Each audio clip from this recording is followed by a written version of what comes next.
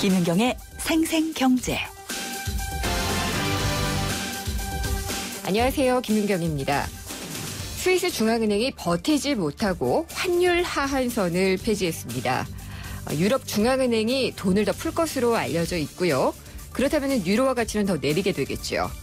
이에 비해서 스위스 프랑화 가치는 많이 뛰게 될 텐데요. 이걸 막기 위해서는 엄청난 돈을 써야 됩니다. 스위스 중앙은행은 더 이상은 버티기가 어렵다라고 인정을 하고 스위스 프랑화가 강세를 띠는 것을 용인한 겁니다.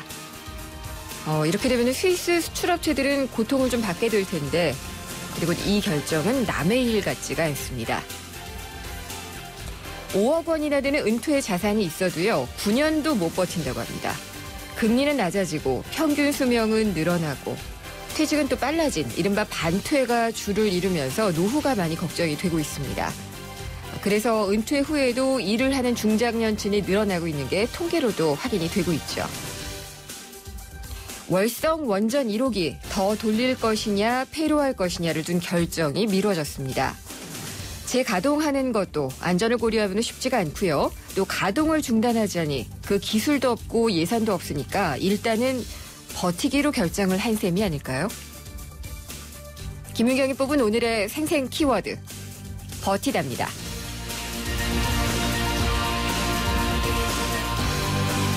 네, 오늘 중요한 법원 판결이 있었죠. 현대자동차 노조가 회사를 상대로 냈던 통상임금 소송에서 일부 원고 승소 판결이 내려졌습니다.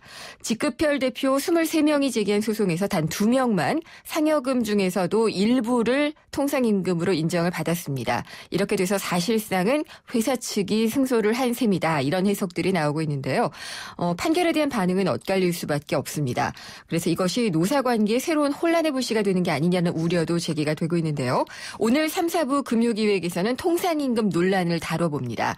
재계와 노동계 입장을 가진 전문가 두 분을 모시고요. 법적인 해석과 또 노동계의 입장, 심도 있는 토론을 통해서 자세히 짚어보도록 하겠습니다. 김윤경의 생생경제 1부 시작합니다. 아름다움은 DNA로 결정된다. 꼭 그런 건 아니죠. 어떤 피부 DNA를 타고났든 피테라 에센스로 피부 표면 고민 극복할 수 있으니까. 타고난 아름다움 넘어설 수 있어요. 피부의 운명을 바꾸세요. SK2 피테라 에센스.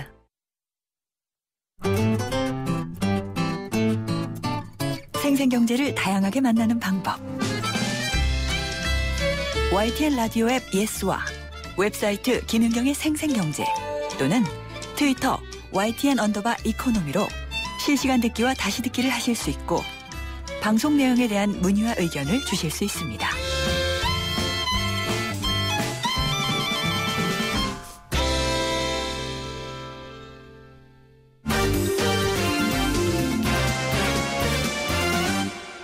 네, 오늘의 주요 경제 뉴스부터 살펴보도록 하겠습니다. 한국일보의 이성철 부국장입니다. 안녕하십니까? 안녕하세요. 예, 현대차 통상임금 판결이 오늘 나왔죠? 네, 현대자동차 노조가 회사를 상대로 낸 통상임금 소송에서 일부 승소 판결이 나왔는데요. 예. 근데 내용적으로 보면은 사실상 사측이 승리한 것이다라는 게 일반적인 분석입니다. 네. 서울중앙지법 민사합의 42부가 오늘 현대차 노조원 23명이 이 상여금이라든가 휴가비 이런 6개 항목을 통상임금에 포함해달라. 네. 이렇게 제기했던 소송에 대해서 원고 일부 승소 판결을 내렸습니다. 명수가 딱 2명만 적용이 됐다고 하죠? 네, 그렇습니다. 이 현대차 노조 중에 옛날에 그 현대차 서비스라는 회사 출신 조합원들에게 예. 지급되는 일할 상여금이라는 게 있는데, 일할 상여금이라는 건 이제 근무 일수를 계산을 해서 지급하는 상여금이라는 겁니다. 근데 요것만 통상임금에 해당하고 나머지는 통상임금이 아니다, 이렇게 판결을 한 건데요. 이 통상임금 판결을 할 때 가장 중요한 거는 이제 고정성이라는 겁니다. 네. 고정성이라는 거는 그야말로 고정적으로 일반 월급처럼 고정적으로 지급이 되는 것, 그러니까 불규칙하게 지급이 된다든가 부정기적으로 지급을 한다라든가 이런 것들은 통상임금에 넣지는 않고 고정적으로 지급하는 이 고정성이라는 것이 통상임금의 가장 중요한 건데, 지금 이번 소송을 보면 이제 현대차 같은 경우에는 지난 1999년에 현대전공, 지금은 이제 현대모비스죠. 예. 또 그다음에 현대차 서비스 이런 데하고 이제 통합이 됐었는데 그 당시에 그 현대차하고 현대전공의 그 내부 규정에는 15일 미만 근무자에게는 상여금 지급이 제외된다 이런 규정이 있었다고 그래요. 네. 반면에 이제 현대차는 이런 규정이 없었고요. 그러니까 이 15일 미만 근무자에게는 상여금 지급을 하지 않는다 이런 규정이 있었다라는 거는 결국 상여금이라는 게 일정 일수를 근무해야지만 상여금을 받을 수 있다는 거 아니겠습니까? 그러니까 그게 15일이라는 게 오늘 결정이 된 건가요? 그러니까 그거를 근거로 해서 예. 어쨌든 일정 일수 이상을 근무해야 상여금을 지급받는다면 이거는 고정적인 급여가 아니다. 예. 이런 조건이 붙는다면은 그렇기 때문에 그 현대전공이라든가 현대자동차 쪽 그런 규정이 있었던 쪽은 이번 고정임금으로 인정이 안 됐고요. 그러한 규정이 없었던 15일 미만이라는 규정이 없었던 현대차 서비스 노조의 경우에만 네. 그 이 통상임금으로 인정이 됐던 거죠. 조금 복잡하긴 한데 예. 만약에 이거를 다 인정을 했더라면 네. 법원이 다 인정을 했더라면 아마 근 5만 명에 달하는 현대차 근로자 전부가 아마 이 과거 3년치를 다 소급을 받아가지고 네.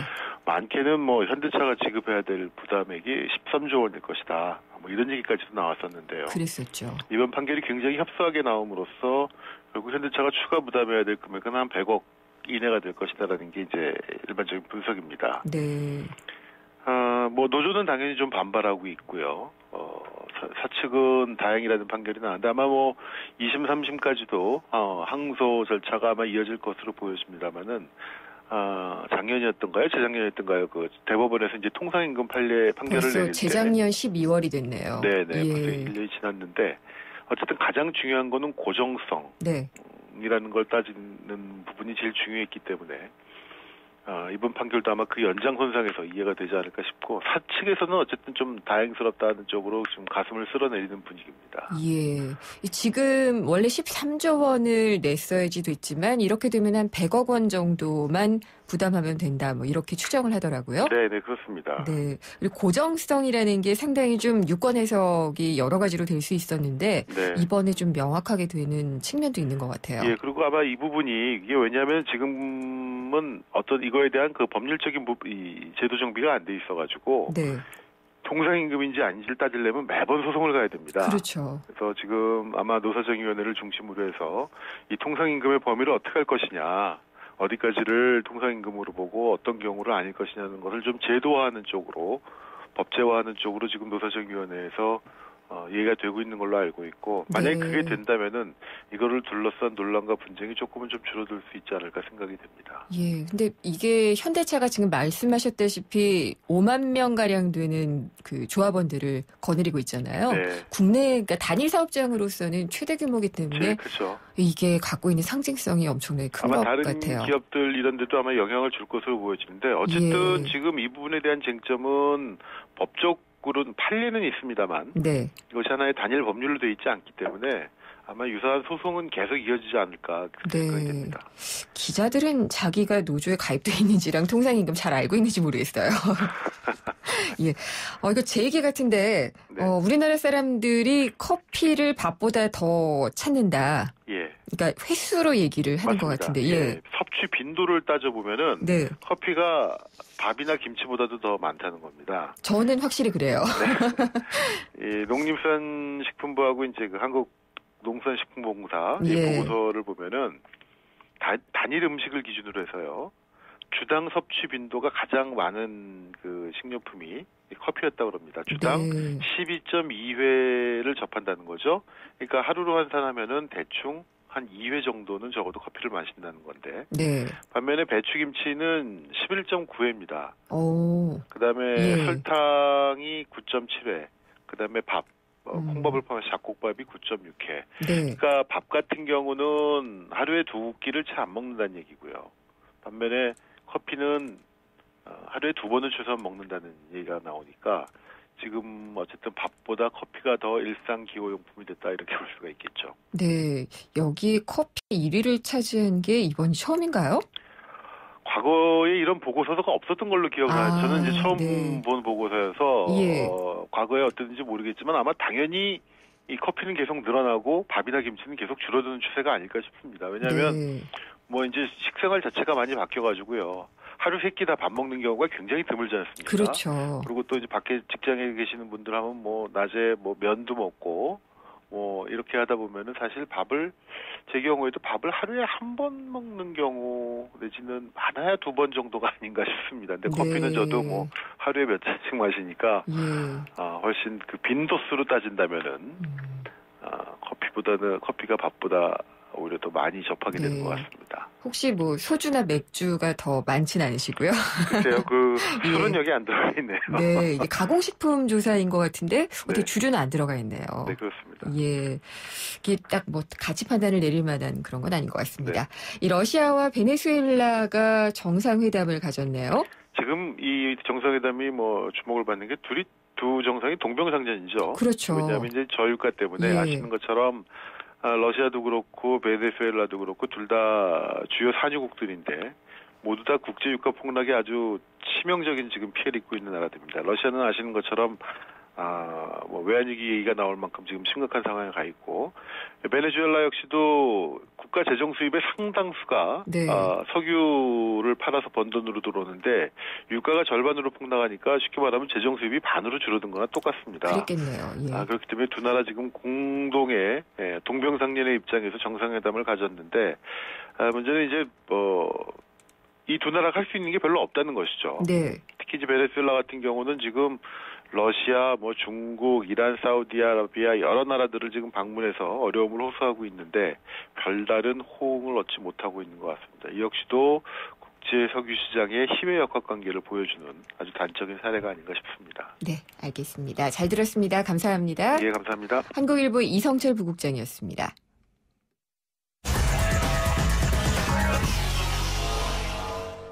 네, 금요일 증시는 어떻게 끝났을까요? NH투자증권의 강현철 투자전략부장이 연결돼 있습니다. 안녕하십니까? 네, 안녕하십니까? 네, 오늘 시장은 어떻게 끝났나요? 네, 오늘은 이번 주 좀 근근히 잘 버티던 국내 증시가 급락세로 마감을 했습니다. 코스피 같은 경우는 26포인트, 1.4% 가까이 급락하면서 1,888포인트로 끝났고요. 코스닥은 그나마 선방을 했지만 4포인트 정도 빠진 577포인트로 끝나서 주중에 가장 하락폭이 컸던 날이었던 것 같습니다. 네, 오늘 아무래도 스위스의 그 중앙은행이 내렸던 결정이 많은 영향을 좀 미친 것 같죠?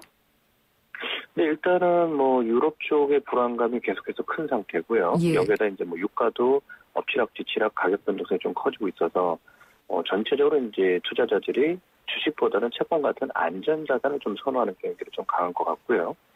좀 이게 상황이 좀 개선될 조짐이 좀 있어 보여서 국내 증시는 사실은 이번 주 월요일부터 목요일까지는 다소 좀 안정되는 모습을 보였는데 막판에 이제 전날 스위스 쪽에서 유럽의 어떤 그런 경기 불확실성을 좀 더 키울 수 있는 환 정책을 내놓으면서 국내 심리에도 상당히 좀 부정적인 영향을 미쳤던 것으로 보입니다. 네, 그럼 외국인은 계속 팔았나요? 네, 외국인도 최근에 하루에 한 2, 3천억 파는데 오늘도 거래소에서 한 3천억, 코스닥에서도 거의 한 500억 원 정도 주식을 순매도를 했고요. 현물에 이어서 선물도 같이 매도를 했기 때문에 보통 현선물을 다 매도하면은 당분간은 외국인이 매수보다는 매도를 좀 더 이어가겠다라는 의지가 강해서 외국인은 좀 더 아래쪽에 대한 방향성을 강하게 시사하고 있는 것으로 보입니다. 네, 이런 그 분위기가 계속 다음 주까지도 시장을 짓누를 수 있을까요? 전체적으로 이제 주식시장이 지수로만 놓고 본다면은 PBR이 0.9배라고 불리는 청산가치 이하이기 때문에 더 내려갈 것 같지는 않은데요. 좀 상승을 위한 어떤 트리거들이 좀 있어야 되는데 이거는 당장 다음 주보다는 빨라야 한 2월 초중순을 넘어야 될 것 같습니다.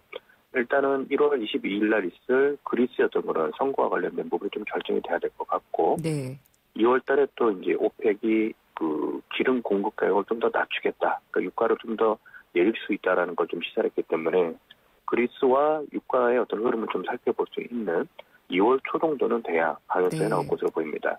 오늘 많이들 떨어졌겠지만은 특별한 움직임을 보인 종목이나 업종이 있었나요? 사실 정확하게는 뭐 전 업종이 다 빠졌기 때문에 네. 뭐 어느 쪽이 좋다 나쁘다의 차이는 좀 없는 것 같고요.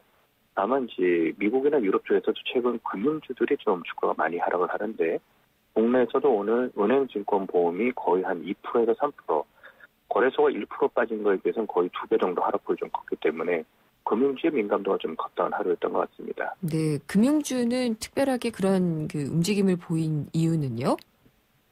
사실은 이제 금융주는 뭐 대외적인 요인보다는 이제 대내적인 부분인데 특히 이제 다음 주부터 이제 실적 시즌에 진입을 하는데 은행주나 이런 쪽이 생각보다 실적이 좀 안 좋을 것이라는 우려가, 그러니까 뭐 국내적으로도 실적이 안 좋은 데다가 외부적인 투구까지 같이 겹치면서 상대적으로 낙폭이 컸던 것 같습니다. 네, 그 밖에 다른 종목들은 좀 어땠나요? 네, 오늘은 사실은 별로 다른 종목 업종이 없었습니다. 왜냐하면 거의 대부분이 다 하락을 했고요. 그나마 이제 코스닥 시장에서 일부 유통주나 섬유주가 조금 소폭 반등을 했는데 뭐 양시장의 공이 다 하락을 좀 많이 했기 때문에 특징적인 네. 업종이나 종목은 없었던 것 같습니다. 다음 주에는 그 주요 기업들 좀 실적 발표가 예정되어 있는 게 있지 않나요? 네네. 어떤 게 있죠? 네, 다음 주가 이제 우리로 치면은 시가총액 뭐 한 1위부터 한 10위권 정도의 실적 발표가 예정되어 있는데 삼성전자는 그나마 이제 실적을 좀 잘 나올 거다라는 기대감이 있지만 그 다음 예를 들어 뭐 철강주나 자동차나 뭐 이런 쪽이 사실은 좀 실적이 예상치를 밑돌 가능성이 좀 높아서 네. 실적 시즌이 보통 이제 1월 중순부터 2월 초까지라고 얘기를 많이 하는데 당분간은 이에 따른 변동성이 즉 뭐 스위스나 이런 대외적인 악재에 이어서 국내 실적에 대한 불안감이 같이 겹치기 때문에 앞서 말씀드린 대로 이제 바닥에서 좀 더 올라가려는 흐름은 2월 초중순은 지나야 될 것 같습니다. 알겠습니다. 오늘 말씀 잘 들었습니다. 감사합니다. 감사합니다. NH투자증권의 강현철 투자전략부장이었습니다. 2015년 쉐보레로 새 출발하세요. 지금 스파크 크루즈를 구매하시면 구입 후 3년간 3회까지 엔진오일 무상교환. 거기에 최대 100만 원의 자동차 보험료 지원 혜택 또는 최대 3년의 진정한 1% 저금리 할부 혜택을 드립니다. 1월 한 달간 전시장 및 홈페이지 참조. 일부 모델 제외. Chevrolet, find new roads. 네, 생생경제 1부 함께 하셨습니다. 잠시 후 2부에서는 책과 또 영화를 통해서 경제를 알아보는 시간들이 마련이 돼 있는데요. 경제영화관에서는 소설을 원작으로 한 영화죠. 일본 영화 지금 만나러 갑니다. 이 책을 통해서 이 영화를 통해서 기회비용이라는 것에 대해서 다시 한번 짚어보도록 하겠습니다. 경제신간에서는요. 요즘 많이 얘기가 되고 있는 게 소비가 너무 과도하다. 소비사회다. 이런 얘기가 많습니다. 이 소비가 삶을 엉망으로 만들어간다는 얘기까지도 나오고 있는데요. 바로 이런 얘기를 담은 책입니다. 소비를 그만두다. 신간을 소개해드리도록 하겠습니다. 잠시 후 2부에서 뵙겠습니다. 요즘 유행하는 유태인 학습법에 하브루타라는 말이 있습니다. 두 사람이 짝을 이뤄 학습하는 옛 유태인 학습 방식인데요. 서로 짝을 지어 대화하고 토론하는 방식으로 어려운 것들을 하나하나 해결해 나가는 거죠. 그렇습니다. 어떠한 어려움도 함께하면 충분히 극복해 나갈 수 있다는 믿음이죠. 올해는 우리 이웃들의 무거운 짐들 우리가 조금씩 함께 나눠들면 어떨까요? 대한민국 모든 이들의 얼굴에서 미소가 지워지지 않도록 2015 YTN 라디오 연중기획 함께 들어요 대한민국. 올 한 해 동안 청취자 여러분과 함께 들고 함께 귀 기울이겠습니다. 아침에 잠 푹 자고 아침밥 먹고 학교 갔으면 좋겠어요. 학교 끝나고 친구들이랑 마음껏 운동도 하고 놀고 싶어요. 내가 어떤 걸 잘하는지 성적보다 제 꿈이 무엇인지 관심 가져주셨으면 좋겠어요. 대한민국의 꿈의 씨앗이 희망의 열매로 자라날 수 있도록 우리 아이들의 마음에 귀 기울여주세요. 이 캠페인은 단 한 명의 아이도 포기하지 않는 교육, 경기도 교육청이 함께합니다. 한 발 빠른 경제 뉴스, 한 뼘 깊은 경제 이슈, 한 번 물면 놓치지 않는 끝까지 가는 인터뷰. 지표 MC 김윤경의 생생경제.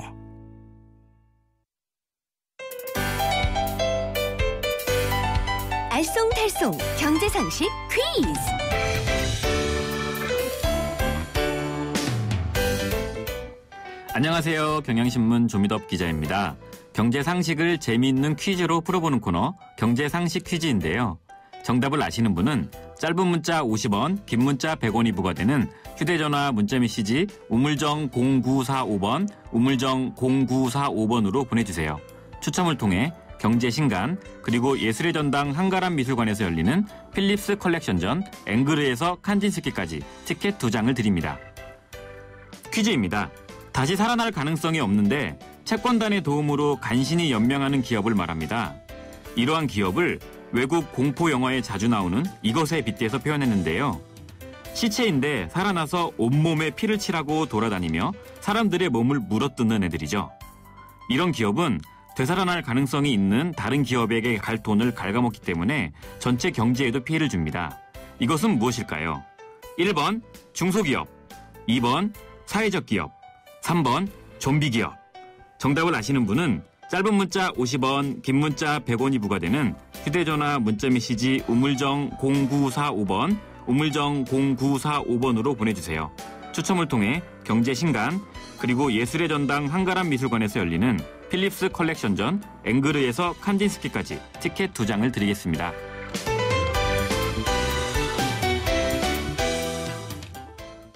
예, 세상의 베이스가 되다 포스코 협찬으로 김윤경의 생생경제 2부 시작하겠습니다. 금요일이죠. 그래서 오늘 생생경제 퀴즈가 나가는 날이었고 지금 방금 조미덕 기자가 오늘의 퀴즈를 냈습니다. 잘 들으셨나요? 못 들으신 분들 있을 것 같아서 제가 전해드리도록 하겠습니다.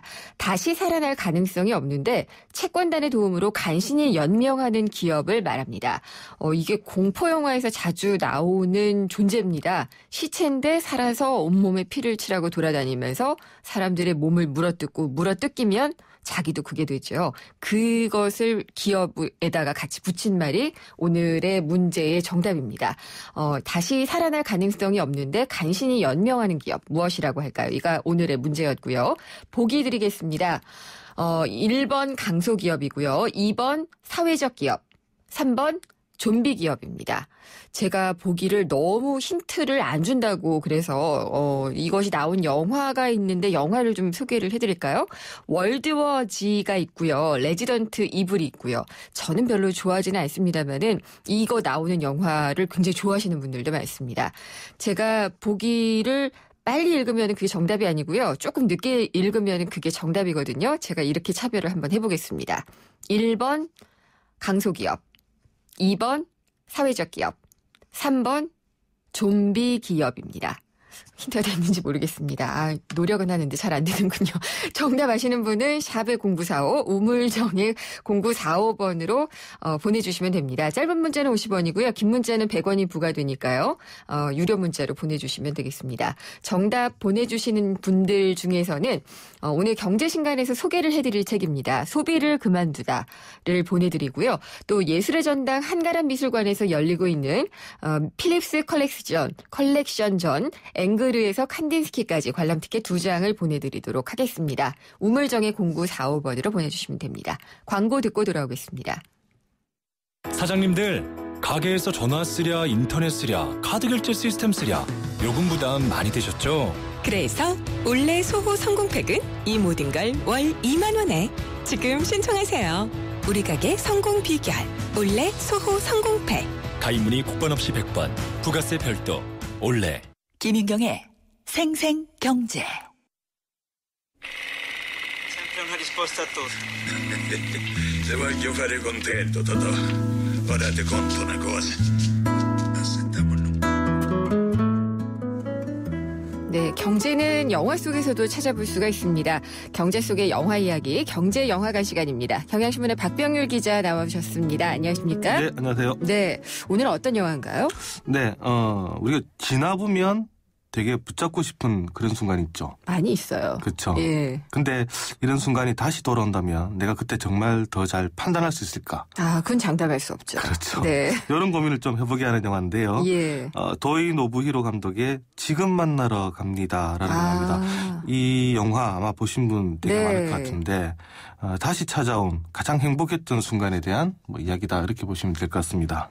이거 사실 귀신 영화 아니에요? 아닌가요? 저도 봤는데 네. 예, 우스갯소리를 해봤습니다. 당황하셔서 막 기침도 하시는군요. 내용을 좀 설명을 해주시죠. 네, 1년 전에 아내 미호가 병으로 숨집니다. 네. 이제 남편 다쿠미 그리고 이제 아들 유지 둘만 살아가고 있는데요. 근데 이 아내가 죽기 전에 남편과 아이에게 이런 얘기를 합니다. 1년 뒤 비가 오는 계절에 네. 나는 다시 찾아오겠다 얘기합니다. 그러면서 사람이 죽는다는 것은 아카이브라는 별로 잠시 여행을 떠났을 뿐이다. 이런 얘기를 하는데 근데 정말 1년이 지난 이후에 장마가 시작된 그의 초여름에 거짓말처럼 미호가 나타납니다. 그러니까요. 네. 거짓말 같은데. 그런데 예. 이 아내는 지금 자신의 가족에 대해서는 전혀 기억을 하지 못합니다. 네. 그럼에도 이 세 사람은 서로 이해하면서 정말 꿀같은 6주를 보내는데 정말로 이제 비가 그치는 날 엄마 미호는 다시 사라집니다. 도대체 이 그녀의 존재는 무엇이었을까? 궁금증을 좀 자아내게 하던 그런 내용이 있습니다. 사실 저는 그래서 아들만 이걸 되게 믿고 기다릴 줄 알았더니 남편도 네. 그렇더라고요. 네. 이 남편 타쿠미도 정말 아내를 사랑을 하죠. 근데 이제 아내가 죽고 나서 궁금한 게 있습니다. 네. 아내한테 묻고 싶은 게 있는데, 그 전에 생전에 묻지 못한 게 있는데, 왜 남들과 같은 삶을 살아가지 못하는 자신을 사랑을 해주었는지, 네. 또 어쩌면 죽을 수도 있는데 왜 무리해서 자신의 아들 유지를 낳았는지, 네. 그래서 결국 아내 당신은 행복했느냐, 이걸 되게 묻고 싶어 했는데요. 예. 이런 질문을 가슴에 품고 삽니다. 이런 거 많이 있죠. 네. 세상을 먼저 떠난 분에게 묻고 싶은데 물어볼 맞습니다. 수 없는 예. 그런 게 많은데요. 여기서 영화 좀 들어보고 가겠습니다. 死んだ人はみんなどこにいるの？雨の季節にって話ですか？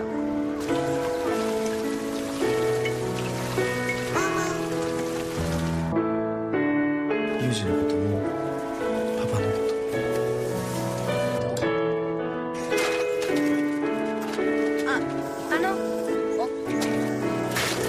大切にしないとな一緒にいられる時間を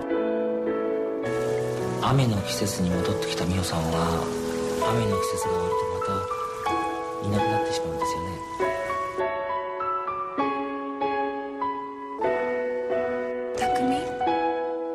ユージ君今会いに行きます。 전형적인 일본 영화의 느낌이 딱 네. 나네요. 네. 근데 이 원작이 소설이죠? 네, 맞습니다. 이 치가와 타쿠지의 판타지 있다 연애 소설로 보시면 되는데요. 네. 2003년 발행돼서 일본에서 무려 이제 100만 부 넘게 팔렸고요. 2005년에는 TV 드라마로도 제작이 됐는데 사실 2003년, 4년, 5년 이때 일본 드라마, 영화 엄청나게 강세를 띄었던 그때였습니다. 그렇군요. 이게 영화가 그러면 언제 제작이 됐던 거죠? 2004년입니다. 2004년. 예. 죽은 아내가 어떻게 1년 뒤에 다시 살아서 나타나고 또 6주 뒤에 사라지는지 이게 영화에서는 어떻게 설명이 되나요? 네, 뭐 상당히 이제 일본식 설정인데요. 네. 타임슬립이라는 개념을 좀 갖고 있습니다. 이게 이제 우리나라 드라마에도 한때 굉장히 유행을 했었죠. 네.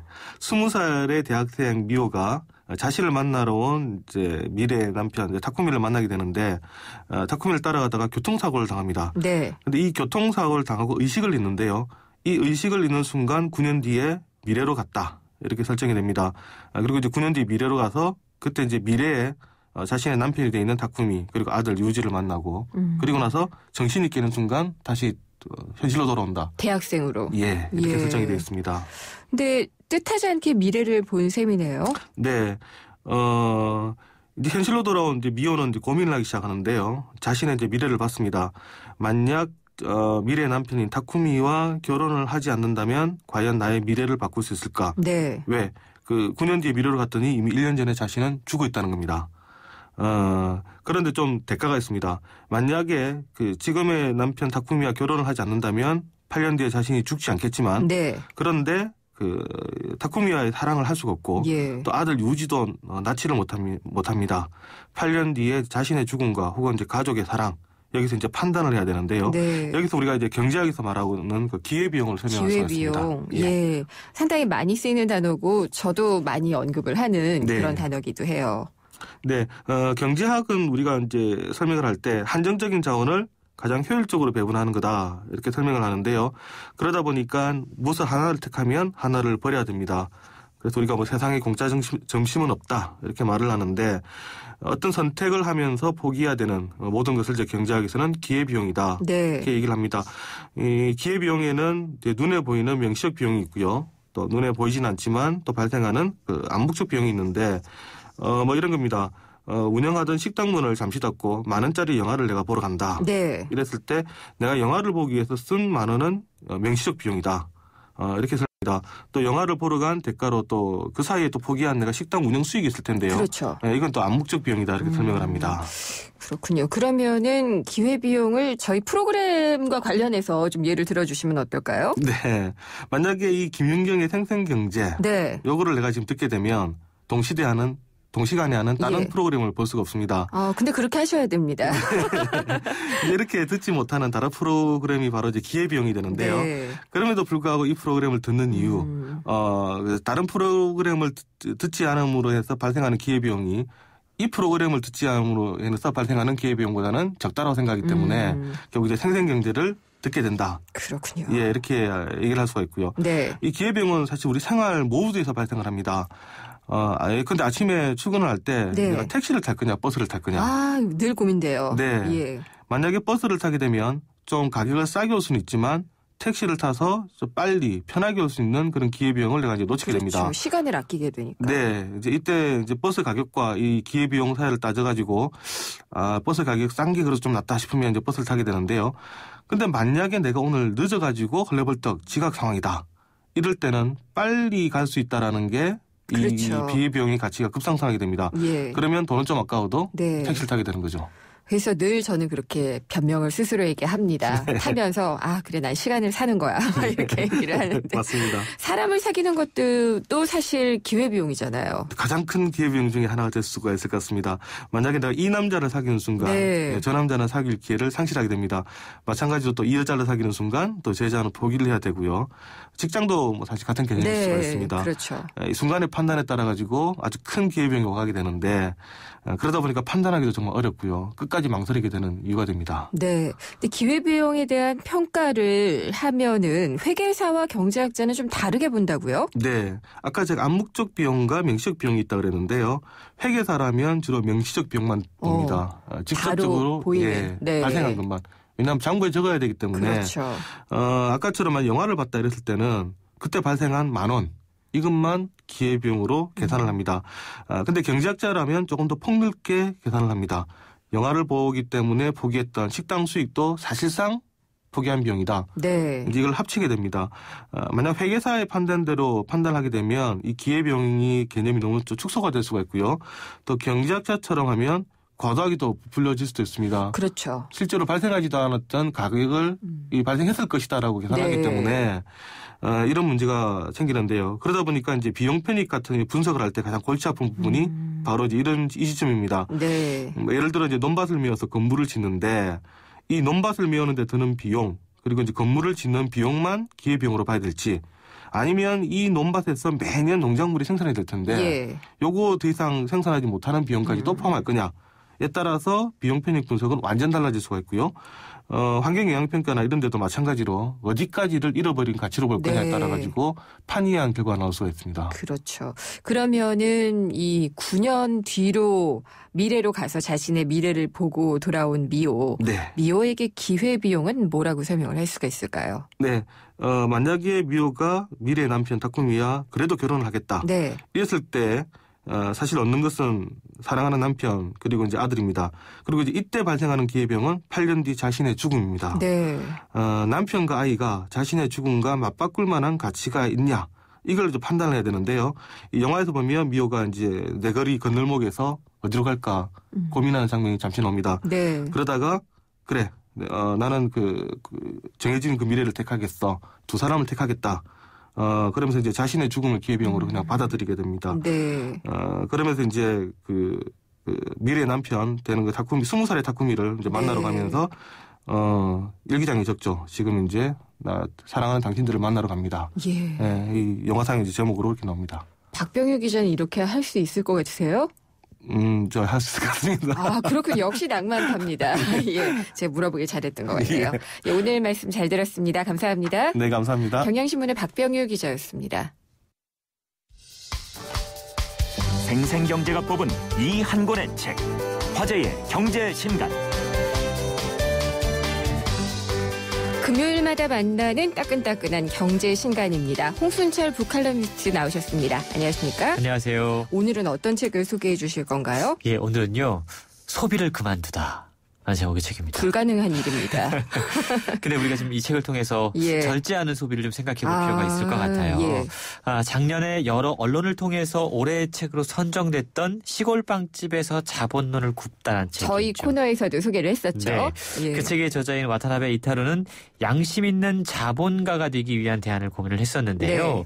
그가 시골빵집에서 자본론을 굽다라는 책에서 자주 인용하고 참고했던 책이 소상인이 되라라고 하는 책이에요. 네. 근데 그 책의 저자가 바로 오늘 소개하는 책 소비를 그만두다의 히라카야 가스미인데요. 네. 이 책을 통해서 소비 자본주의의 문제점을 지적하면서 스스로 사실 이 행동하는 지식인의 모습을 보여주고 있거든요.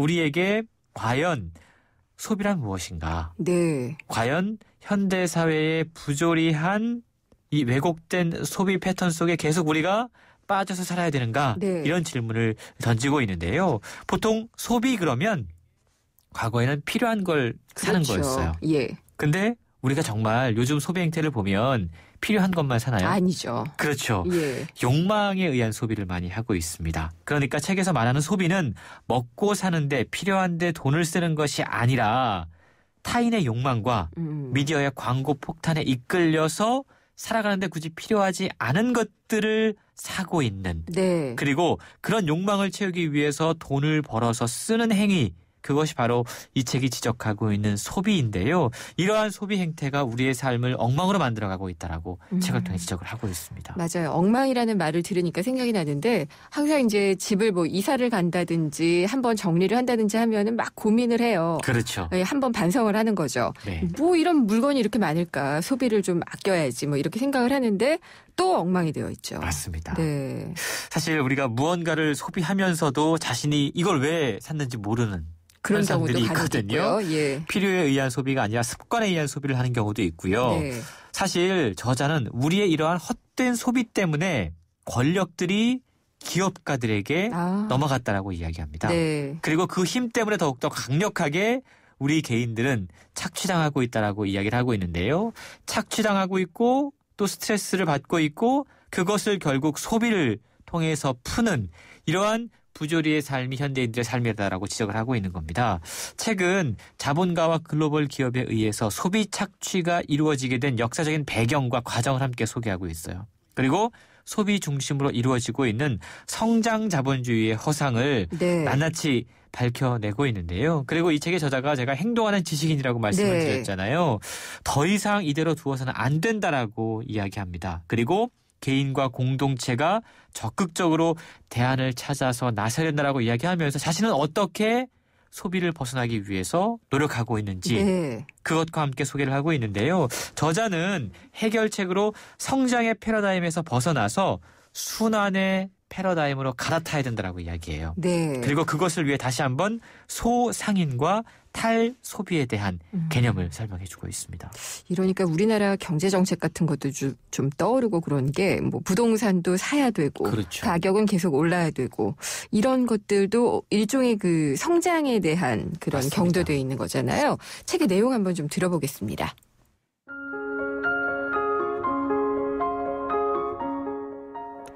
회사의 분기별 계획 또는 연도별 계획을 세우는 부서는 주로 경리부, 총무부, 경영기획부 정도인데 부서 담당자들은 우선 엑셀 프로그램을 이용해 이달은 얼마, 다음 달은 얼마, 그 다음 달은 얼마라는 식으로 매출 예상을 입력한다. 당연히 근거야 있겠지만 미래의 일이므로 계획대로 성과를 내기란 참으로 어려운 게 사실이다. 계획 수립 단계의 막바지에는 부장 또는 임원의 결재를 받게 되는데 그때마다 수치가 자꾸 떨어지면 안 되지. 여기서 조금만 더 올릴 수 없겠나? 같은 소리를 듣기 일쑤다. 세상이 그렇다. 실적이 상향 곡선만 그릴 수는 없음에도 불구하고 반론하기도 귀찮고 회사의 매출이 오르지 않으면 제 월급도 오르지 않으니 예, 그럼 이런 식으로 하면 어떻겠습니까? 라며 숫자를 만들어내는 경우가 대부분이다. 사람이 만든 상품을 사람이 모이는 시장에서 팔아치우는 일, 미래의 일인지라 확실한 예측도 불가능하다. 그래서 숫자 정도는 일단 얼마든지 만들어내고 본다. 하지만 실제로 영업을 해보면 매출은 좀처럼 그 숫자대로 올라주지 않는다. 당연지사다. 나라 전체의 경제가 꽉 막혀 있는데 어떻게 매출 실적이 좋을 수 있겠는가. 그런데도 사람들은 그 자연스러운 생각은 제쳐놓고 회사는 무조건 성장해야 한다는 사고방식에서 벗어나지 못한다. 이거는 그 직장 상사들이나 기업 운영하시는 분들이 많이 들으셔야 될 것 같아요. 예, 좀 들으시면 불편하실 거예요. 예, 지금이 딱 연초라서. 맞습니다. 목표들이 막 나오고. 예, 항상 어떻게 후퇴할 수가 있나 이런 얘기는 제가 많이 들어봤던 것 같아서요. 맞습니다. 근데 이 성장 중심의 자본주의가 개인의 어떤 이 소비 습관을 왜곡을 시켰다라는 그런 메시지는 분명한 것 같거든요. 네, 맞습니다. 1950년생인 저자는 아이고, 오래되셨군요. 예, 사실 과거에는 저축이 미덕이었거든요. 그렇죠. 전후 세대였거든요. 예. 그런 아버지 밑에서 자라면서 이 사실상 소비자 1세대로 성장을 했다고 그래요. 그러면서 이 소비 자본주의의 태동을 몸소 겪으면서 한때는 소비가 악덕이었는데 네. 저축이 미덕이었고 네. 이게 바뀌는 과정을 지켜봤다는 겁니다. 그 소비가 미덕으로 여겨지는 시대를 경험했다는 거죠. 저자는 이러한 흐름이 급물살을 타게 된 전환점이 몇 가지가 있었는데 그 첫 번째가 주 5일제였다라고 이야기합니다. 덜 일하게 됐다는 그렇죠. 것이 소비를 늘렸다. 상당히 일리가 있는데요. 예. 주 5일제 우리가 사실 우리는 도입한 지 얼마 안 됐잖아요. 그렇죠. 저 직장생활 시작할 때는 안 그랬어요. 그렇죠. 예. 한번 떠올려 보자라는 거죠. 주 네. 5일제 이전에 주말의 개념은 그냥 내가 다음 주에 노동을 하기 위해서 푹 쉬어야 되는 그런 개념이었었어요. 네. 근데 주 5일제가 도입된 이후에는 그 휴일이 여가라든가 네. 취미를 위한 시간으로 소비를 위한 시간으로 여겨지고 있다는 거죠. 온통 소비뿐이죠. 맞습니다. 예. 본격적인 소비의 출발점이었고 이것으로 인해서 소비가 상당히 왜곡되기 시작했다라고 지적을 하고 있습니다. 일리가 있네요. 그렇죠. 네. 근데 주 5일제와 또 더불어서 소비를 왜곡시킨 주범 TV를 꼽고 있더라고요. 맞습니다. 저자는 소비가 우리의 삶을 피폐하게 만들고 있는 또 한 가지의 사례로 TV의 대중화, 보급을 들고 있는데요. 처음에 TV가 보급되던 시절에 TV가 동네 한 대뿐이었잖아요. 네. 그래서 동네 사람들이 TV 앞에 다 같이 모여서 유행하는 드라마, 뉴스를 보면서 예. 시시콜콜한 일상을 자연스럽게 나눴고 네. 정말 필요한 것만 사는 시대였습니다. 그랬던 TV가 어느 순간 가족 한 대당 보유하는 물건이 됐고요. TV에서 가장 많은 시간을 차지하고 있는 게 사실은 광고거든요. 그렇죠. 이것들을 보면서 무언가를 사고 싶다라는 욕망들이 마구 싹트기 시작했다는 거죠. 네. 일상의 공유가 동네 사람들로부터 가족의 범으로 줄었고요. 이제는 어떤가요?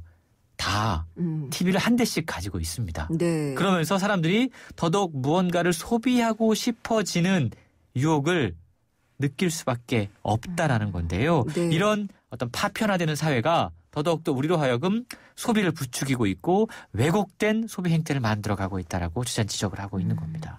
굉장히 TV를 잘 보신 거는 같은데 조금 더 이 업데이트해서 생각을 하면은 인터넷의 보급이 그렇죠. 더 중요한 것 같아요. 지금 TV도 TV 수상기를 갖고 있다기보다는 다 컴퓨터를 맞습니다. 통해서 보고 있으니까요. 예. 근데 맞는 개념인 것 같습니다. 근데 책 제목처럼 그러면은 소비를 그만둘 수는 사실 없는 노릇이고요. 그렇죠. 어떤 방식으로 문제를 해결하는 것이 좋을까요? 일단 우리가 소비에 대한 개념 정의를 좀 먼저 새롭게 해야 될 것 같고요. 돈을 내고 무언가를 사게 만드는 방식으로 사실 그동안 경제 성장이 이루어졌습니다. 네. 근데 이게 개인들에게 어떤 의미가 있는지 과소비를 부추기는 측면이 있었고 여러 가지의 폐단들을 만들어놨다는 거죠. 최근 이러한 관점에서 소비의 문제를 들여다보고 있고 자본주의의 문제점을 함께 지적하고 있는데요. 소비를 중심으로 했던 경제 성장. 이것이 개인의 삶과 일상의 문화를 악화시켰고 이러한 문제를 해소하기 위해서는 이제는 성장과 소비의 방점을 찍는 게 아니라 순환의 방점을 찍는 자본주의가 필요하다라고 이야기하고 있습니다. 저자가 해결책으로 제시했던 게 소상인과 탈소비자라고 말씀을 드렸잖아요. 예. 거대한 글로벌 기업 이런 거 말고요. 지역 공동체에서 1명, 2명 고용해서 자기들끼리 자급자족할 수 있는 많은 소상인들이 나와야 된다. 시골 빵집이네요. 그렇죠. 네. 그리고 탈소비, 정말 과도한 소비, 왜곡된 소비에서 벗어나야 된다는 건데 이게 소비와 생산의 균형을 맞추고 건강한 공동체를 해결할 수 있는, 네. 만들 수 있는 비결이다라고 이야기를 하고 있는데요. 서로가 서로의 생산자이면서 소비자일 때 남는 것 없이 완벽하게 잘 순환할 수 있는 경제가 생겨난다는 건데요. 네. 저자가 책에 이렇게 고백을 하고 있더라고요. 돌이켜보면 매일 지출했고 매일 낭비했고 매일 폐기하는 네. 생활이었다. 저자의 고백과 함께 정말 몸소 탈소비를 향해서 실천해가는 모습들이 책에 소개가 되고 있는데요. 2015년 설계하면서 우리가 버려야 될 것은 무엇인지 한 번쯤 고민해보는 지혜를 책을 통해 발견해 보시기 바랍니다. 연초라서 더 많이 고민을 해봐야지 되는 그런 과제인 것 같습니다. 그렇죠. 오늘 말씀 잘 들었습니다. 감사합니다. 고맙습니다. 홍순철 북칼럼니스트였습니다. BMW 엑스드라이브가 알려드리는 교통정보 김유리입니다. 갑작스런 폭설로 도로 곳곳이 빙판길입니다. 교통안전에 당신에게 날씨는 두려움입니까? 즐거움입니까? 어떤 상황에서도 지능적으로 대응하는 BMW 엑스드라이브. 드라이빙의 즐거움은 계속됩니다. 네, 생생경제 퀴즈 다시 한번 전해드릴게요. 다시 살아날 가능성이 없는데 채권단의 도움으로 간신히 연명하는 기업은 무엇일까요? 이게 오늘의 문제였고요. 제가 힌트를 못 드리니까 힌트 주셨습니다. 9044님, 바이러스 때문에 이것이 된 PC도 있지요. 라고 했네요. 이걸 좀 강조해서 생각해 주시면 되겠고요. 보기는 1번 강소기업, 2번 사회적 기업, 3번 좀비 기업입니다. 정답은 짧은 문자는 50원, 긴 문자는 100원이 부과되는 샵의 0945번으로 보내주시면 되고요. 잠시 후 3, 4부 금요기획 이어집니다. 통상임금 논란, 전문가들 모시고 토론을 이어가도록 하겠습니다. 4시 뉴스 듣고 생생경제 3부에서 뵙겠습니다.